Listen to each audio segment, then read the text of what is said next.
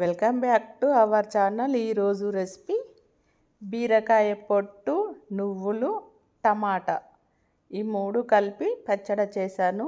ఈ పచ్చడి వేడి వేడి అన్నంలో చాలా టేస్ట్గా ఉంటుంది. ఈ పచ్చడి దోశలోకైనా తినేయచ్చు. ఈ పచ్చడి ఎలా తయారు చేశాను అన్నది ఈ వీడియోలో చూపించబోతున్నాను. ముందుగా ఒక అరకేలు బీరకాయలు తీసుకున్నాను. శుభ్రంగా కడగాలి. కడిగిన తర్వాత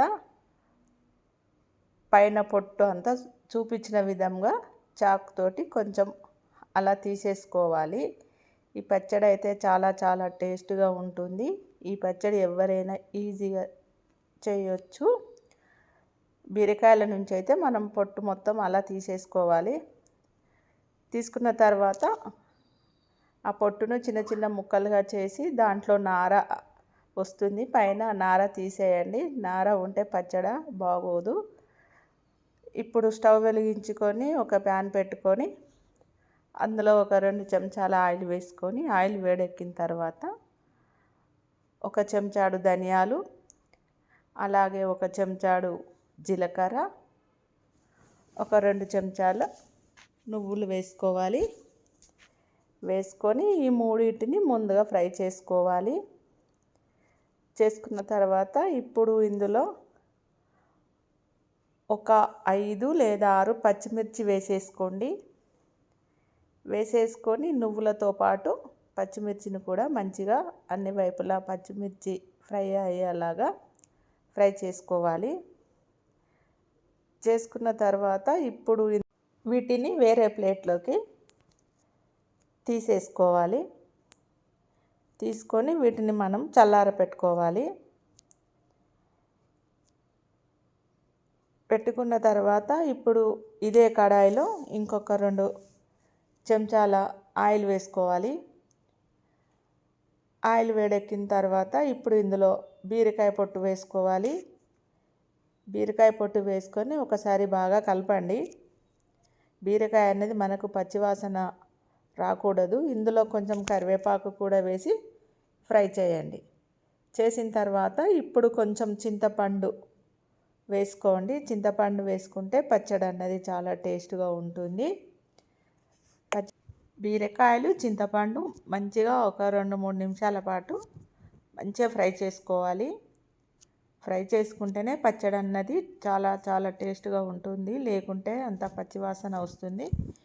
ఇవి వేగిన తర్వాత ఒక టమాటా శుభ్రంగా కడిగి చిన్న చిన్న ముక్కలుగా కట్ చేసి వేసేసుకోండి.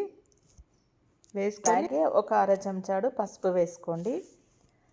పసుపు వేసుకొని వీటి అన్నిటిని ఒక 2-3 నిమిషాల పాటు మంచిగా ఫ్రై చేసుకోవాలి. టమాటా కూడా మెత్త పడే వరకు టమాటాను కూడా ఉడికించుకోవాలి. చూడండి, టమాటా విధంగా అయితే మనకు ఉడికిపోవాలి. ఉడికిన తర్వాత వీటిని చల్లారనివ్వాలి. ఇప్పుడు ఒక మిక్సీ జార్ తీసుకోండి. మిక్సీ జార్ తీసుకొని ముందుగా వేయించిన నువ్వులు, పచ్చిమిర్చి, కరివేపాకు ఉన్నాయి కదా, అవి వేసేసుకోండి. వేసుకున్న తర్వాత టమాటా, బీరకాయ పొట్టు కూడా వేసేసుకోండి. వేసేసుకున్న తర్వాత ఇందులో ఒక 10 వెల్లుల్లి రెబ్బలు పొట్టు తీసేసి వేసుకోండి. అలాగే ఒక 1/2 చెంచాడు జీలకర్ర వేసుకోండి. వేసుకున్న తర్వాత రుచికి తగినంత ఉప్పు వేసేసుకోండి. వేసేసుకొని దీన్ని మనం గ్రైండ్ చేసుకోవాలి. మరీ బాగా మెత్తగా కాకుండా కొంచెం బరుగ్గా ఉండాలి. చూడండి, పచ్చడి అన్నది ఈ విధంగా మనం గ్రైండ్ చేసుకోవాలి.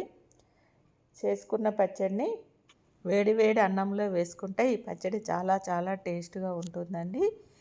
ఈ పచ్చడి అన్నది ఇప్పుడు దీన్ని వేరే గిన్నెలోకి మనం తీసేసుకోవాలి. తీసేసుకున్న తర్వాత ఇప్పుడు మళ్ళీ స్టవ్ వెలిగించుకొని ఒక ప్యాన్ పెట్టుకొని దాంట్లో ఒక 2 చెంచాల ఆయిల్ వేసి ఆయిల్ వేడెక్కిన తర్వాత జీలకర్ర, ఆవాలు, మినప్పప్పు వేసేసుకోవాలి. వేసేసుకొని అలాగే ఒక 2 ఎండుమిర్చీలు మధ్యలోకి కట్ చేసి వేసుకోండి. వేసుకున్న తర్వాత కొంచెం కరివేపాకు వేసుకోండి. వేసుకొని తాలింపుని ఒకసారి బాగా కలపండి. అంతే, ఈ పచ్చడి చాలా టేస్ట్గా ఉంటుంది. ఈజీగా చేయొచ్చు. ఈ తాలింపును చల్లారిన తర్వాత మనము ఈ పచ్చడిలో కలిపేసుకోండి.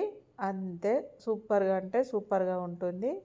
ఈ వీడియో మీకు నచ్చినట్లయితే ఒక లైక్ చేయండి, సబ్స్క్రైబ్ చేయండి friends. Thank you for watching.